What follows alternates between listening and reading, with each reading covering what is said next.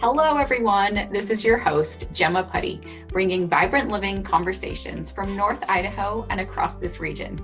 I'm so excited to chat with entrepreneurs, creatives, and believers as we journey together to connect more deeply to ourselves, our earth, and our communities. For this interview, I get to talk with Donna Mills of HumanWell Integrative Healing.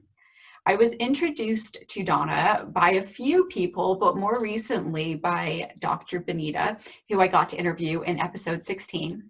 So I've been seeking a masseuse and healer that can talk about massage and include energetic work for ever and ever, honestly. And then I found Donna, and last week I got to have the most amazing massage from her where she was doing reflexology and talking to me about chakras and breath work and my inner sovereignty. And it was the most amazing experience. So I'm so thankful that Donna agreed to join me today and talk a little bit more about her gifts that she's shining to the world. So thanks, Donna, for joining me. Oh, thanks, Gemma. That was so lovely and kind. Thank you for that reflection. My absolute pleasure, honestly.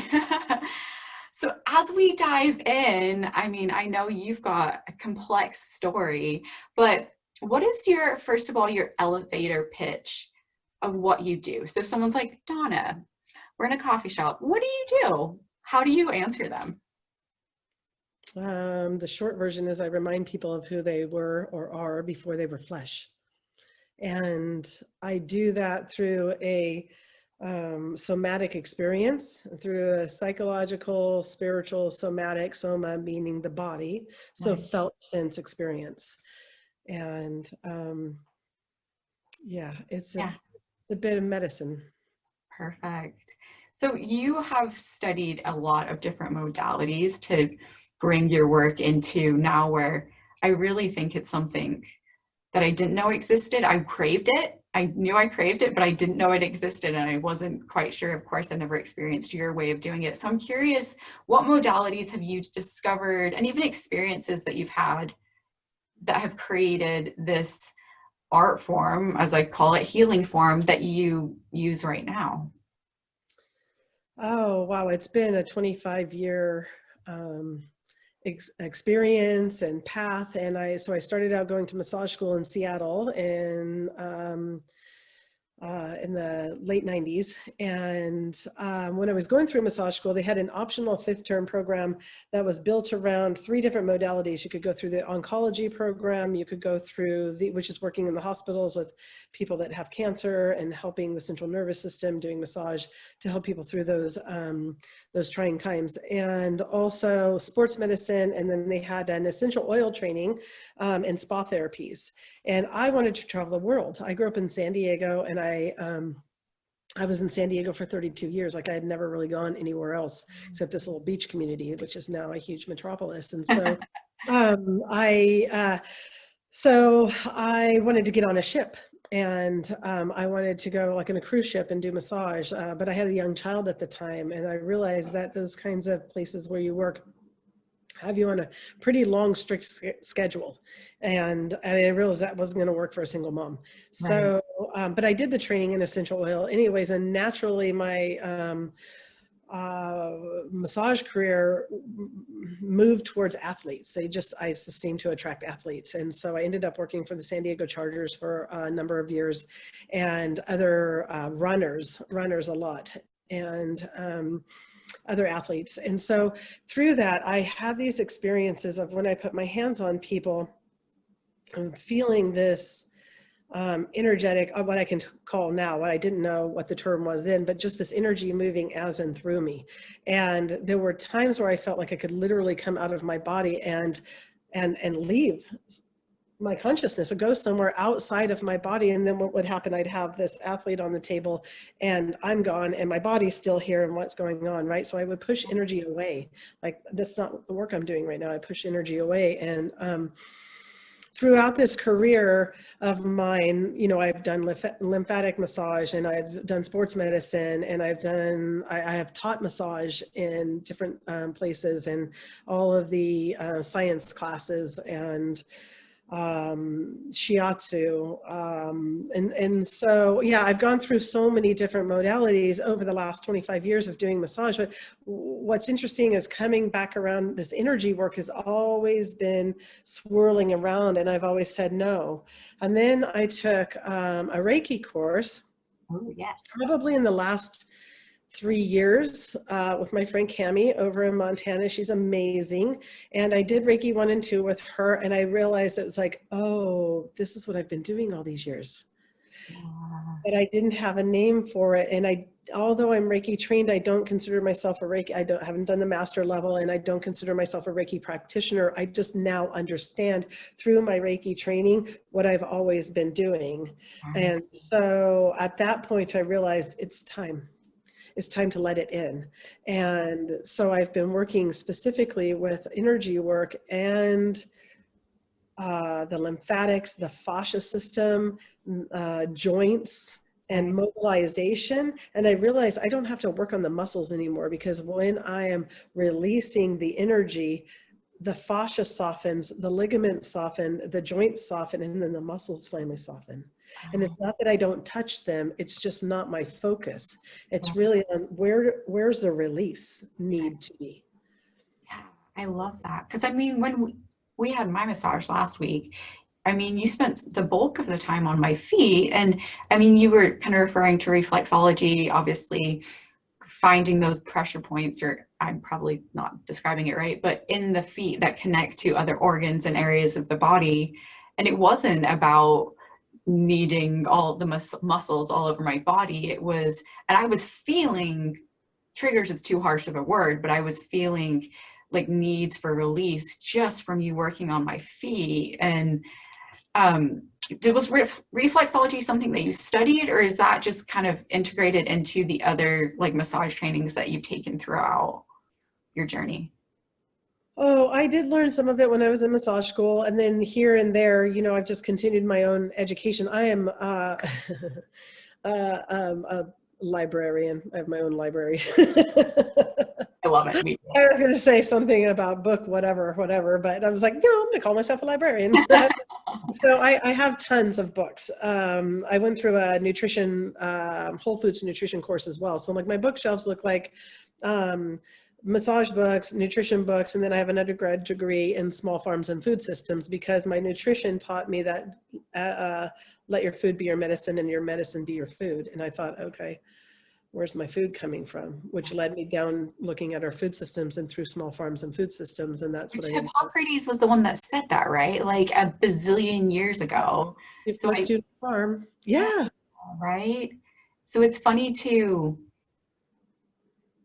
almost like, I keep saying the pendulum is swinging in multiple capacities. And obviously that's a very large pendulum that's going back from Hippocrates' time. But we come into, especially the Western world, and there's a lot of stories and frameworks set up that aren't necessarily the healthiest for our bodies, right? So we're born into that. And then it's finding out that we don't find our answers outside, we find them inside, and we find them with simplicity of real food. And that comes from the earth and from the trees. And it's like coming back to being like, oh, this all needs to be pretty simple as far as going inside of our answers, and just getting food that doesn't have packaging and isn't like, you're not even trying to decipher the nutrition contents, because it's just an apple, or it's just some beef from the cow that ate grass. And it's, so I think I feel the same way about the journey of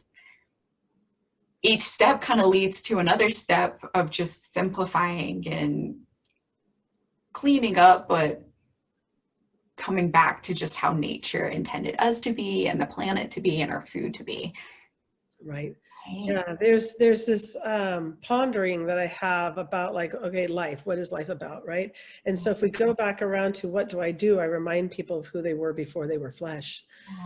That is, can you even contemplate that conversation with yourself? Can you even contemplate, like, if we know through physics that energy never dissipates or ceases, right? You can't create nor destroy energy. Then there's an intelligence that is innate in that energy, right? Like at some point, beyond science, when there was fertilization between an egg and a sperm, creating a human, there had to be a third element of consciousness to come into that. Right. It's the consciousness that's beyond the science between, what is it, mitosis, when the egg splits, right? And life begins. That requires a consciousness. And so I call that the intelligence that lives as and through us, no matter whether we're flesh or not, right? It's what came in with us as we manifested into flesh. Right. And is what will exist of us once this fleshly existence passes, right? Is complete. I really like the word complete, because complete is it just is, right? It's neutral. It's not like, oh, we died. Well, it's like, yeah, okay, because we are going to die. Right. That's just it. Just because the fact that we don't have a conversation or an ease and a grace about death right now, that we don't have this cyclical, what I would call more pagan outlook on the world, which just means the us that's in alignment with the us that is part of this earth, right? It's like my bones and my blood and my flesh are of this earth. It feeds me and it homes me and it recreates me and it houses me and it keeps me safe and fun, and wow, what a glorious place to be able to live out the incarnation of whoever and whatever energy I was before I was flesh. I'm like, it's like playtime, right? Like, oh God, here I am, and here's what I get to play in, right? So remembering that as when you can actually have that acknowledgement while we're in this fleshly body, and going, oh, I get it. It's that circling back around to what is good for me, is remembering what's in my body, trusting my body. We have so many religious paradigms that tell us not to trust our body, but it's like, are you joking? Because this is where spirit, power, God, whatever you believe in, if you don't believe in a higher power, whatever the energy is that is as you, was you, is you, will continue to be you, right? Like, wow, that really kind of opens it up to like, what is my purpose here on life? It's to remember who I was so I can actualize that while I'm here. Right. The human experience, right? And that happens through the body, right? It's like where spirituality meets this human experience. And so when people are on my table, I'm hearing where their body is asking to be released. I'm not going into the body to say, okay, I'm here to give you a massage. I'm not here to give you a massage. I'm here to put my hands on you and hear your body and respond to what it's asking for. Well, and you also, like, I love the piece where you were like sharing some of those intuitive like thoughts that you were getting, because it was helping me reflect and connect and ponder, oh, what is she finding? What am I missing? What am I not listening to within my own body? And I quite often have thought, especially in the last few years as I've been on this journey of like inner work and self-discovery, that even when I've had massages and having massage from someone that isn't able to consciously talk about energy, but do you feel like even a masseuse that isn't able to talk about that is still somehow affecting the person's energy that they are massaging? What is your thought on that? Oh, absolutely. I think all the times that I was either conscious of energy coming in and I pushed it away consciously, said no, thank you. I knew it was there, right? I'm pushing it away. I'm pushing it away from my own consciousness. It's not like it's not there. It's always there. The minute, I mean, one of the greatest things that I remember from massage school is in my very first semester, might have even been the first day of massage school, I had the kindest, sweetest intro to massage teacher named Susie. And she had this device that was, I don't know, maybe about this long, and it was tube, and it had some kind of, I don't know, Thomas Edison thing going on inside of it, right? It had some kind of kinetic energy, something. So Susie holds it, and we're all in a circle, and she grabs the person to the right, and I'm directly to her left. So as it comes around, everybody grabs hands, and the last hand that I took was the person to my left, and I took the other hand of this device, or the other end of the device. She was holding one, and when all of us linked, it lit up. Wow. it lit up. There's no electricity, right? That's the energy and the electricity that moves as and through us. It's always there. So, and at some level, I think anybody that goes into massage, that puts their hands on another person, has care and compassion and the understanding that, why do you go into massage if not to be in service Right. of humanity and No. wellness and healing? Yeah. No, I love that. I think it was refreshing to me to find someone that was, I think energy is a beautiful thing, right? But it was refreshing for me to find you who could talk and be aware of that too, because I think, I don't know that, like you said, masseuses have generally very positive intentions, but I just love the piece of you, the intentionality and the consciousness of, oh, you've obviously got something going on with your sacral chakra. There's like something here I can feel, or I can, that to me was that like added piece of nurturing to help me understand what's happening in my body. Because so often I've been to masseuses and they're like, they don't say anything, which I also kind of like, like, okay, I'm just zoned out, I'm relaxing, this feels great. But I leave and I don't know how to live any better. Whereas I left you and I had a light into some things that I was thinking about to improve. So the next time I come back and see you, I'm not in the same place that I was before. Whereas I've left other people and it's like, well, I'll be back in a couple of months because I'm sure my shoulders will be tight again because I haven't like stopped to consciously think about what's causing that. So, Thank you for that reflection. That's beautiful, because my intent is to work myself out of a job. It's like, really, I could be doing some gardening, I could be hiking, I could be doing, my intent is to work myself out of a job. And what I do is like, I consider myself a trauma and grief practitioner. I'm here to be in service of, it's like, oh, I'm helping. I'm here to be in service of what needs to move. And what you're talking about, is presencing. So even like circling back to the reflexology, when I'm holding somebody's foot, that is like a microphone to my knowing, right? It's like, oh, hey, what's up, foot? Right? It's like a microphone to my knowing. It's where my communication starts with your body.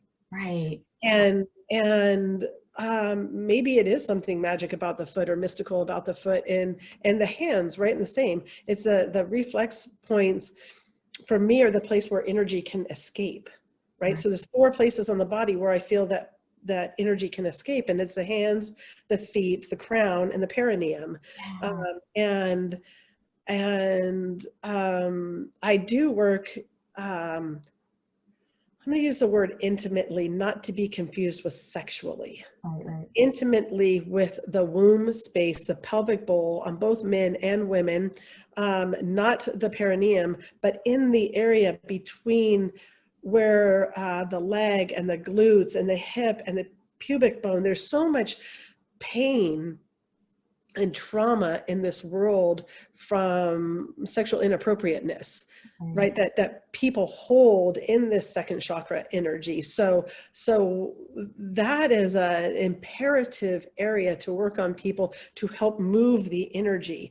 I think when I talk about working with fascia, I talk about it like if you had a dinner plate size spider web, right? So fascia is like a matrix in your body. And so if we think about it in the context of a spider web that looks like a dinner plate, right? It's perfect little spider web, it's like Charlotte's web, whatever. And if I want to have an effect around the whole outside or the wholeness of that spider web, I just stick my finger in the middle, right? And give it a little wiggle and the entire spider web would move. Right. Now take that out and apply it to the human body. The center of the spider web is the pelvic bowl, right? So anything that's being constricted, anything that's pulling down in the pelvic bowl, all the ways that we have as men and women been unsafe in our own sexuality, our own sensuality, sensing that doesn't have to do with sexuality, our own sensing what is in our body. Right. There's so much in our minds and so unbodied. Yeah.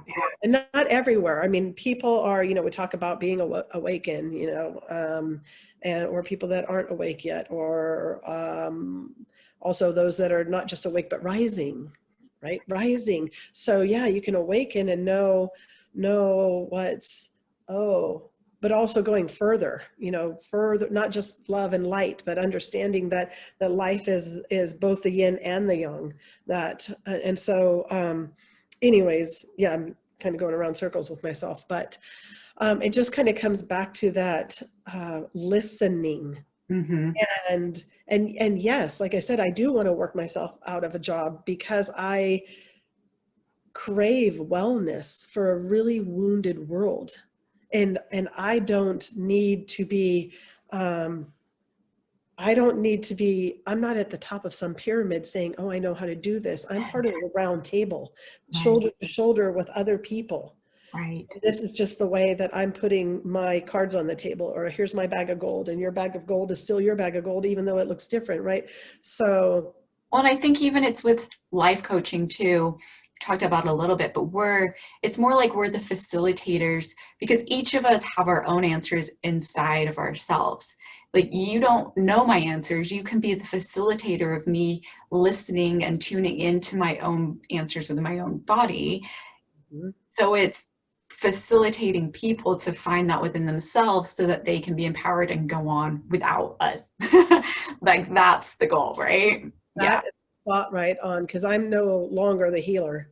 I know I am not the healer. I am the medicine woman. I have a bag of medicine and skills that I have cultivated that I can assist you with, and like you said, facilitate. So when we're going on a journey together, it's like hiking. Like you've got your pack, and that's all your stuff that you need, that you're working on, right? I don't know if it's wounds or if it's challenges or if it's this, that, or the other, but you've got your stuff in your backpack, and I've got my medicine in my backpack, and we're going on a hike together. Like I'm not here to heal you, but I'm here to hold space and to offer you X, Y, and Z medicine so that you find your own, right? This is an inside job.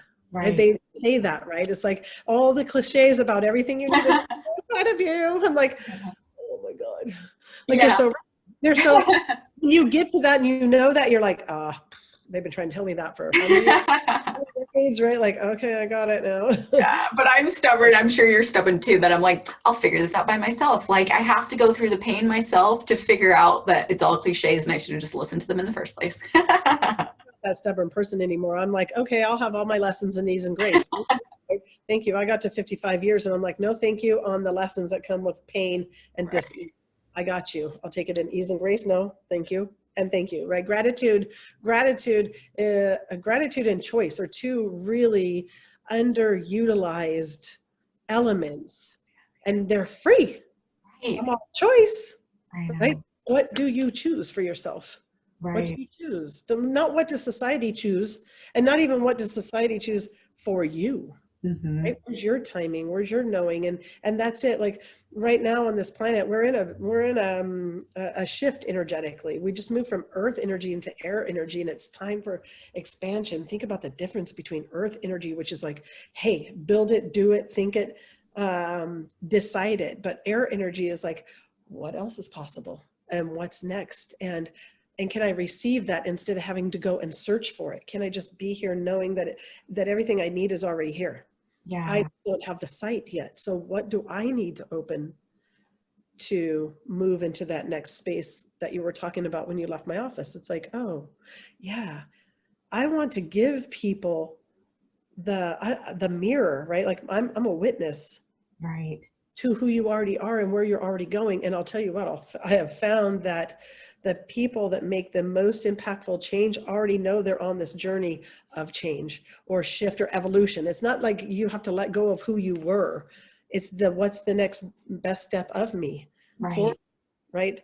Yeah. And so, yeah, when you're on that path, everything becomes confirmation. Everything becomes witness. Everything is like, yes, that direction. Yes, that direction. Yes, keep going that way.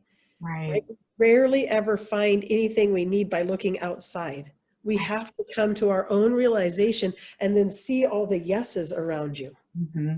And be open to it and receiving. And that's what I've found constantly is that I get in my very like, I've got a plan and I'm doing this. And then I'm like burnt out and not sleeping and blah, blah, blah, blah, blah. And then it's like open and just be receiving to listen and for the guidance. And it takes a lot, right? It sounds very hippy dippy, but it's like, whether it's like thoughts dropping in, or like the feelings, or just that inner knowing of what your next step is. It's not about us tackling life by ourselves, listening from inside. It's about us experiencing life from being guided from inside, but going with flow. Like, it doesn't need to be a constant tackling of things.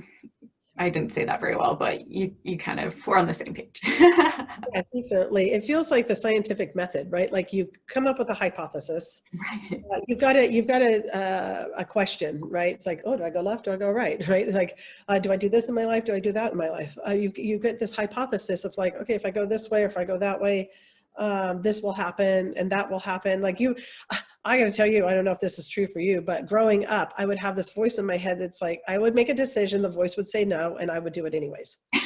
Still sometimes, yeah. I would do it anyways. Oh, never for me anymore. Like, I listened to that voice because at one point I decided, hey, I knew that was going to happen. Why did I shank myself that way? Right? It's like, I did that to myself because I knew. Right. But we're not taught to trust the knowing. And Right. This is it. It's like, can I trust myself enough Right. to block out the stories of Right. society? Right. What is true, right? Can I define truth for myself? Can I trust myself enough to be in the unknowing, right? Like, can I go through the uncomfortable part of the process to get to the beautiful part of the outcome? Right. I'm so much in the beautiful part of the outcome right now. Like, I know what I know, and I know nothing, right? It's like, okay, God, show me, right? Like, I know nothing, because I've got to this point where last year for me was a complete and utter implosion of who I was from 0 to 54. And it's like, okay, Donna Mills, all that is gone. Right. Like, keep wisdom, the gyms, whatever. You are who you are. You've made it here. It doesn't mean that none of that matters. It means put it on the shelf now. Who are you? Right. No, I love that, because we've talked about this a couple of times, and it was like 2020 broke down everything, shattered things, pulled it apart, right? Like, we've talked about this, and now it's like, you said 2021. I'd actually love to hear you talk about it. Like, 2021 is the process of piecing things back together and figuring how it goes back together as the new version of ourselves, as the world. Right. Yeah. Who are you now? Right. And guess what? We saw last year that we could break all the rules. Yeah. Right. But those stories aren't necessarily true, right? That's like, right. Question the stories, because sometimes they can all fall apart. And then what are you left with? How are you going to pick up the pieces and rewrite the story to align with what you actually think and feel inner feeling that it should be, that it wants to be, you know? Yeah. And actually, we don't have to write the story. We're living the story every single day. And we're an exploration of, wow, what else is possible? Right. What else can I do? You know, it's like, oh, home offices. Oh, okay. Well, I can do this and that, actually. Yeah. Or, you know, I actually don't have to work 40 hours a week, because I can get my work done in 25 hours a week and have 15 more hours of quality time. Or actually, I can work 40 hours a week and not have to work 75, because that's insane. Right? Whatever it looks like. Yeah. The question is, what else is possible? Right. No, and how do we break down all of the beliefs that were or were not true? Right. No, for sure. Who are we? You know, it's like, how do we human well? That's the name of my business, Human Well, right? Like, how do we human well? How do we get this right? Because we have got some of it right, but clearly we have not got it all right. And if we don't ask ourselves that, how do we human well? How do we get this right? Because we don't have to stay stuck in that old paradigm anymore. Right. I mean, when I talk about us moving from earth energy to air energy, that happened December 2020, months ago, just a few months ago, right? It's like 2020 came in, the pandemic came in, it twisted us, like took a little aluminum can and went, whoop, now what are you going to be? Right now, what are you going to be? And, or took our pot of basil and like dumped it over, and it's like, oh. It's like, compost now, right? Looks like compost. So what do we need to compost? It's not even about making what we've done or who we've been wrong. It's like we've done what we've done as human beings and cultures to now. What can we take that is advantageous and beneficial to the we? Because it's not a me, it's a me game and a we game simultaneously. And the reason it's a me game and a we game simultaneously is because the work is ours, like we were talking about, like all the work is ours. She took one last step and she was home inside, right? She went inside and then she was home, or he or they or whatever, right? So that it's the self-centering, right? We use this word self-centered wrong. Self-absorbent is what you're talking about when you say somebody is self-centered. But to be centered within yourself and to know who you are, why you're here, and how you're walking on this earth, that is self-centered. That is harmony. That's resonance between whatever heaven and earth is for you, right? It's like, oh, not only do I remember who I was before I was flesh, but I'm also now in harmony and resonance with that. And I can walk in my earthly earth walk here in ease and grace and joy and peace. And that's where peace comes from. A most profound experience I had last year in the midst of losing my own mind and going through what I call madness. I had a moment of the most profound peace that I went, oh, is this what's coming? Awesome. They're going to love this. That's all I could think about was humanity. Like, oh, they're going to love this. This is, yeah, just imagine, bring into your cells the most reverent thing you can feel, sense, like what would true peace be like for us? I had a flash of that last year and it was like, yeah, okay. This is why I stay on this planet. This is why I stay on this planet, because I know all the collective work that you do, that I do, that Bonita does, that all of us, so many people, there are so many people, there are more people on this planet doing work in the benevolent way for the we. Right. They know who they are. Right. Then we actually know about, right? You connecting people on this podcast. The work I do at the Charter for Compassion, or any of the other civic engagement work that I do, right. I'm seeing people everywhere aligning right. to who they are, and it's glorious. I am heartened. And last year when I didn't want anything to do with this planet, and all I wanted to do was dip out of here, right. the joy, the kindness, the gift of staying is the sight of those I know doing the same work. Well, and our world is so 24-hour news cycle, like we're very focused on negativity, right? Like that's kind of the norm. But then when you start, there's multiple people that you start to open your eyes to this whole other world of people that are like just loving and doing work from their heart, whatever it is. And then you see more of it and you see more of it and you connect with more people that are thinking the same way, where they're like, forget all of like these negative stories. Yes, I don't want to ignore the pain that is existing in the world, but can we focus on the positive, especially those of us that aren't needing to heal from that pain right there. So, right, it's just refocusing on where you're going and what you're trying to bring to the world, I think, is where I've just constantly found hope and faith and take the next step. And then I'm building this community here, right in my like neighborhood of people that are doing the same thing and hopeful and excited. And it's been really fun to connect with people, right? You just realize that there's a lot of us trying to shine the light, or however, just serve our purpose, however you want to say it. So yeah, lighthouses, right? Yeah, lighthouses, the only job for the lighthouse is to shine its light out. Yes. Keep the inside tidy and shine that out. Right. right? The lighthouse doesn't pick up its little lighthouse skirt and go dipping out into the harbor looking for ships. It sits there and it does its thing, right? In all Right. of its lighthouse glory. And then the ships come, right? And that's what's happening. It's like, oh, actually those ships are other lighthouses, right? Because the fog is rising, and what we thought we were looking out into the harbor to see other ships, like, yeah, ships come, and that's great, and they learn, and then they evolve into a lighthouse, or what have they were always a lighthouse, you know. It's like, whatever, we're already whole and holy.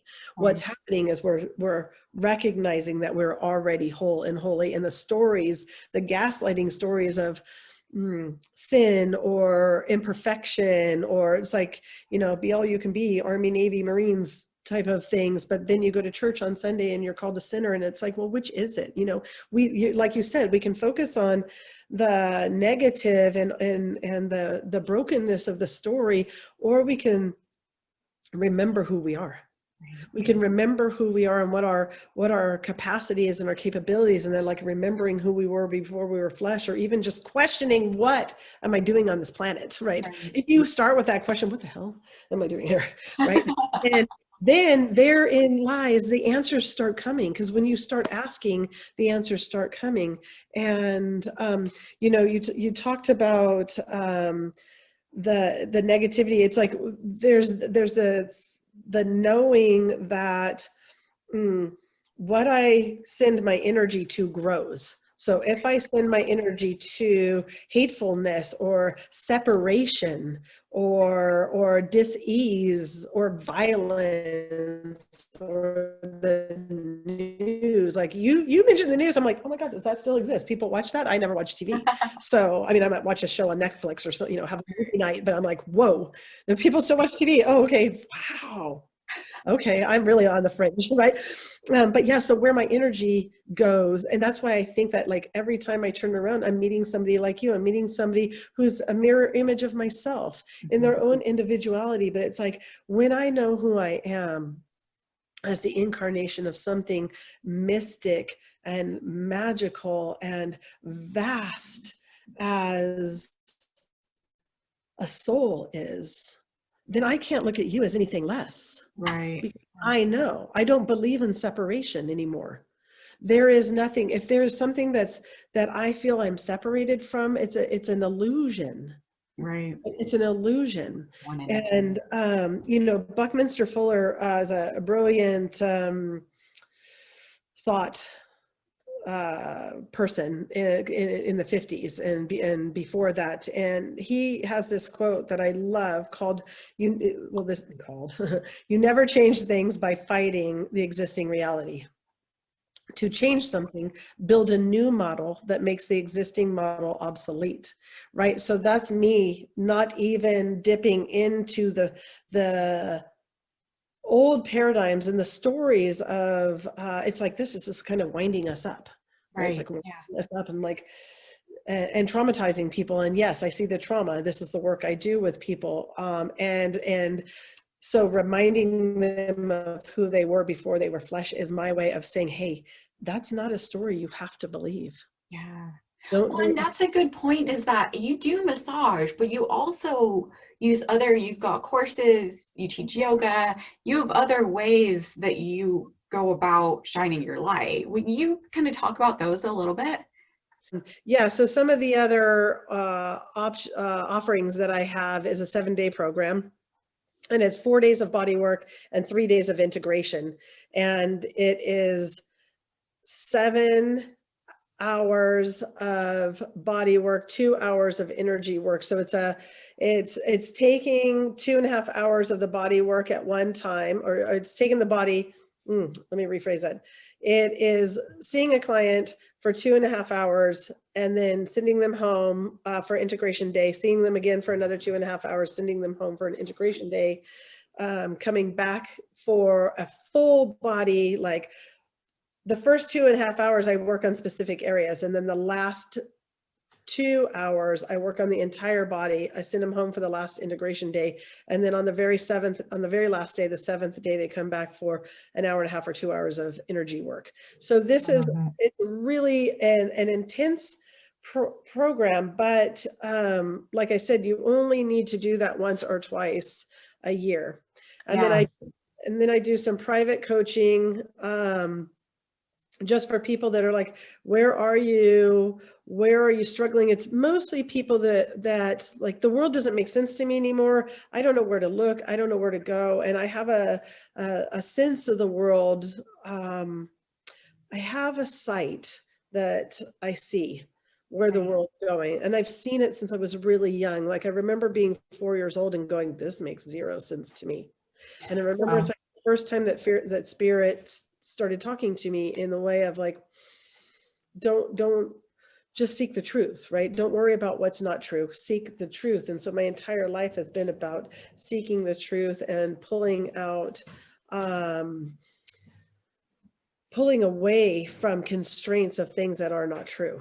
And so,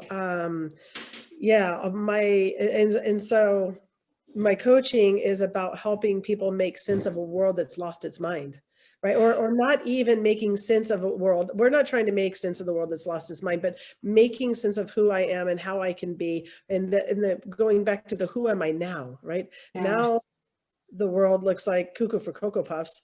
And who am I? And where am I going? And what is real? What is real to me? Not what is all those lies that we've been fed and told. So I help people try to right their boat in a stormy ocean.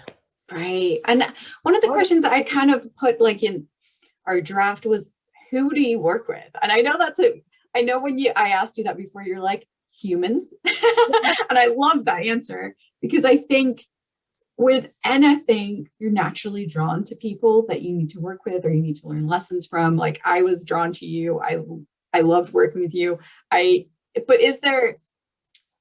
have you found over even the last couple of years, there's, I don't know, a niche or certain people that you work with or are drawn to you? The people that are attracted to me are people who are expanding who they are in this world. And I love that. Busting past any of the constraints that society has tried to tell us who we are. So. But, and at the same time though, you've worked with, I mean, you were saying like working men were coming to you for massages, and then you're getting people like me who are like, want to talk to you about all of the woo woo hippie stuff. And so really it's across the spectrum. And I mean, I would say that with whether you're going to a doctor, a lawyer, a energy worker, whoever, if you don't feel comfortable with them and you don't feel attracted to them, you shouldn't be going to see them, right? I feel kind of that way with anything. So yeah, not all of my work is spiritual work.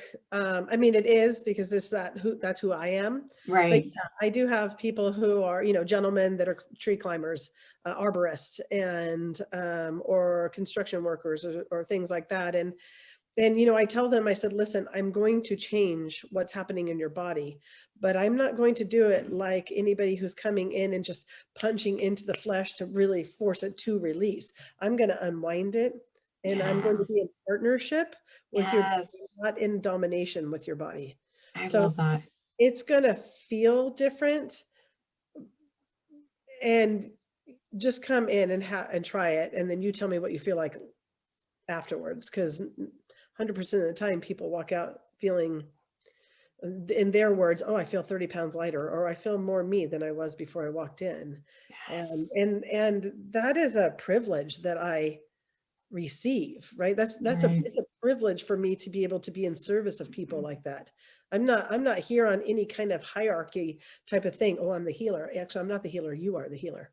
Right. Actually here in partnership with you, right? We're looking at each other eye to eye and saying, okay, how can I be in service to you? And I love that.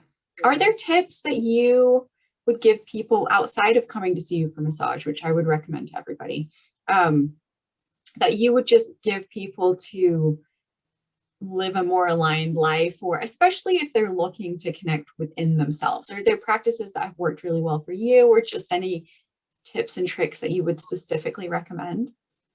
Yeah, stop thinking and start feeling and sensing. How do you describe that? Because I know you and I have been through that process to be like, for me, it's really like focusing on my heart, like focused on my breathing. And then suddenly those thoughts in my brain seem more like bubbles that I can just like I'm aware of them, but they're not all consuming to me. So that's kind of how I start to talk about like being in my body and less in my head. But how would you describe that experience for yourself? Yeah, I would describe it as, how do I want to feel in my body? What do I want to feel? Do I want to feel an underlying level of stress? Do I want to have all these things prickling in my head? Or do I want to understand that, like, yes, all of this can be attended to in ease and grace, because I'm choosing what's well for me, because I'm choosing what I'm not doing what life is calling me. Let me think. I'm I was going to say I'm not doing what life is calling me to do, but that's actually exactly what I'm doing, because I'm listening. I'm not Right. here figuring like I have to be the answer to everything. I'm here in inquiry, right? So do versus being. Let me just be for a second. And the best thing I can give to people is the pause. Just stop Yeah. everything you're doing right now and question what's real for you. Right. Not the way it's always been in the world. Right. Question, stop and say, what else is possible besides this madness, if it feels like madness to you, Yes. right? Because So life shouldn't feel like madness. no. And we shouldn't have to be resilient. Like, I'm sick of that word. I'm going to stab that word in the throat. Resilient, right? That's like gaslighting to me. I Yeah. don't be what do I have to be resilient to? Why can't I be in peace and ease and grace? Right. Why am I in pursuit of happiness? That's also a carrot in front of the stick and gaslighting. It's like, no, I get to be happy no matter what, because it's my choice.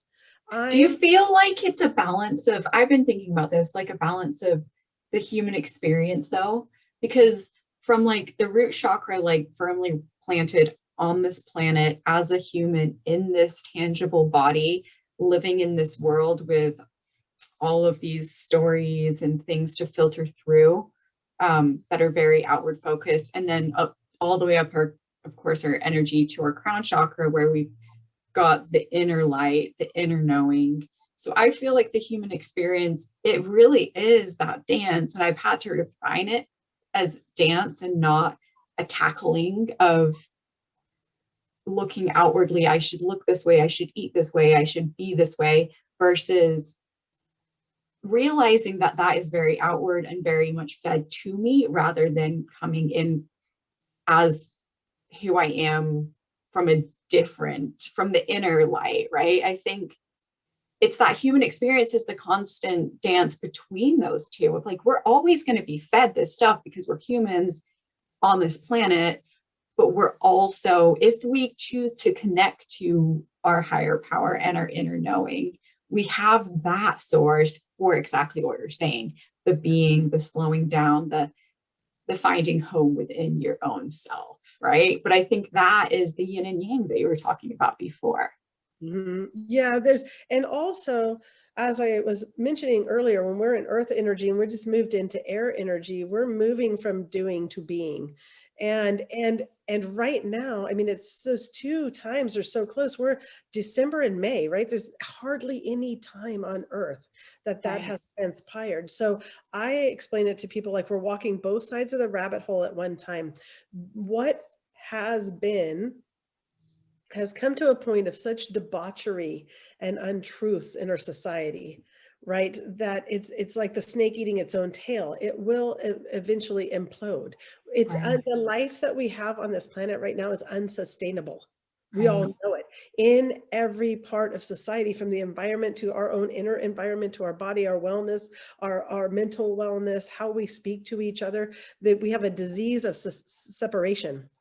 Right, we have a Right. disease that we are all separated, when in actuality we all make up the matrix. We all Mhm. make up the matrix. That's a weird word, but we all make up this beautiful web that we're all a part of. Right, this Right. experience is your experience is my experience. There is no difference, Right. and my energy affects your energy. A room and somebody comes in, we're all joyful, and you can tell when Debbie Downer comes in, or Mr. Anger comes in, or You're Mrs. Anger, like, whatever, or stay whatever. away. Yeah, you can pick up on that energy. Why is that not our story, right? Yeah. But that creates liberation and sovereignty, and you can't control liberation and sovereignty. So right now, while this system of domination, right? Like we've had a system of domination for the last 2020 years, and we're moving into a system of partnership, right? Like we don't Beautiful. have to dominate each other. We don't have to have a hierarchy of dominations. We can have a hierarchy of actualization. Like, oh, I'm actually going to embody who I am as a human experience. And part of that human experience is that connection to this higher realm.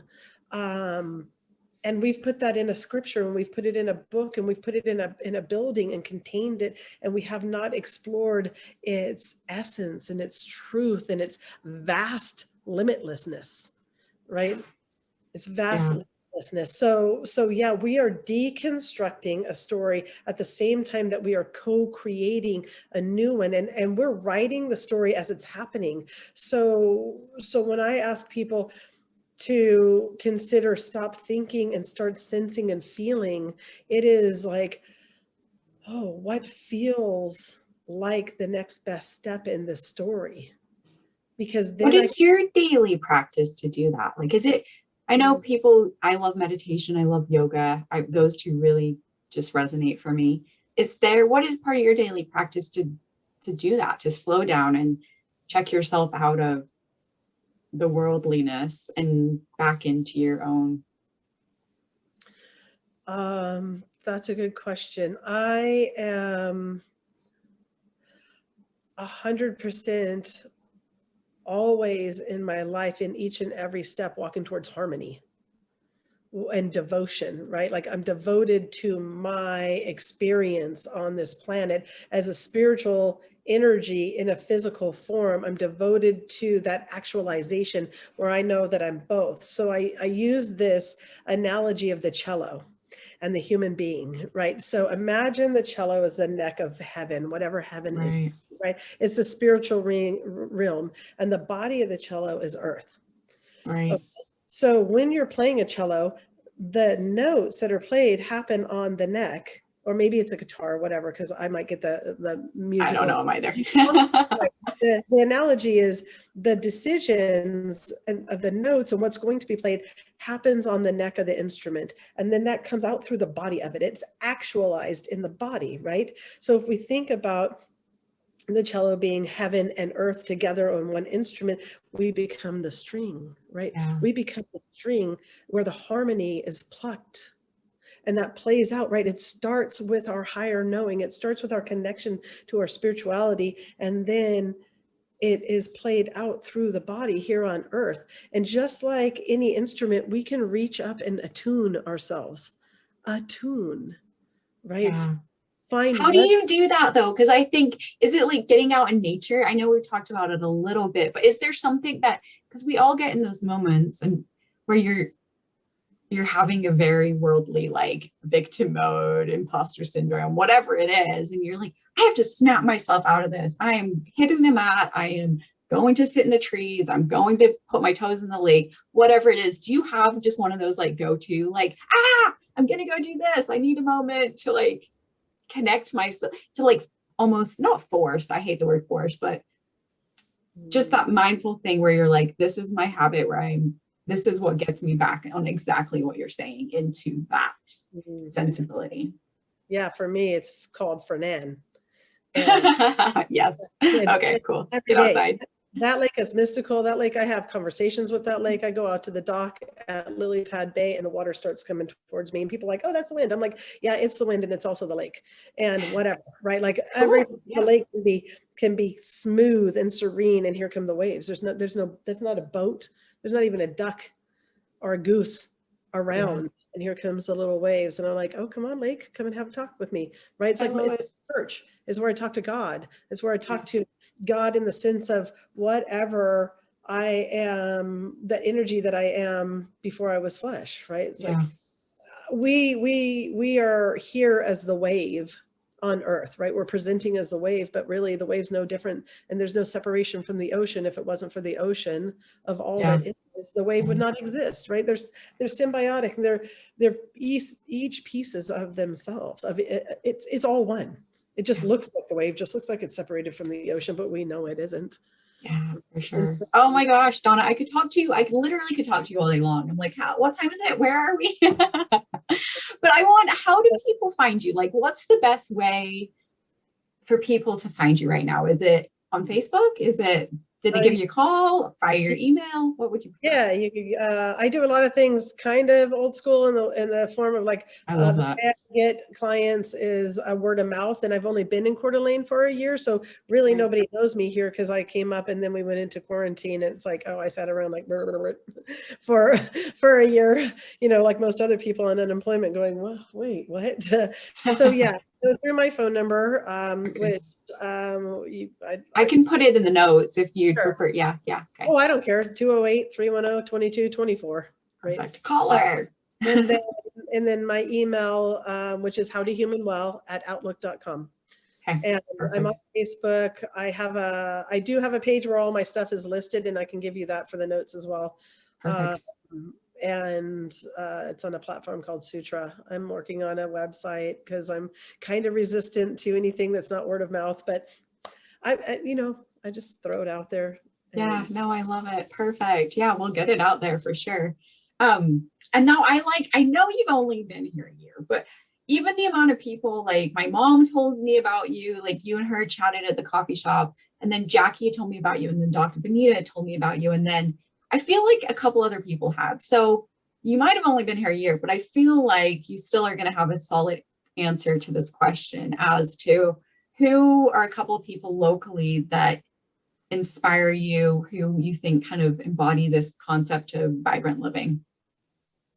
Yeah, definitely Dr. Bonita Hazel. She is, yeah, you find your people that feel like doppelgangers. Oh my gosh, you or me, right? And she has a magic way of asking questions. I love that woman, right? And she answers. One of our favorite things to do is just like sit, and she asks questions, and I just sit there and go, oh, I have an answer.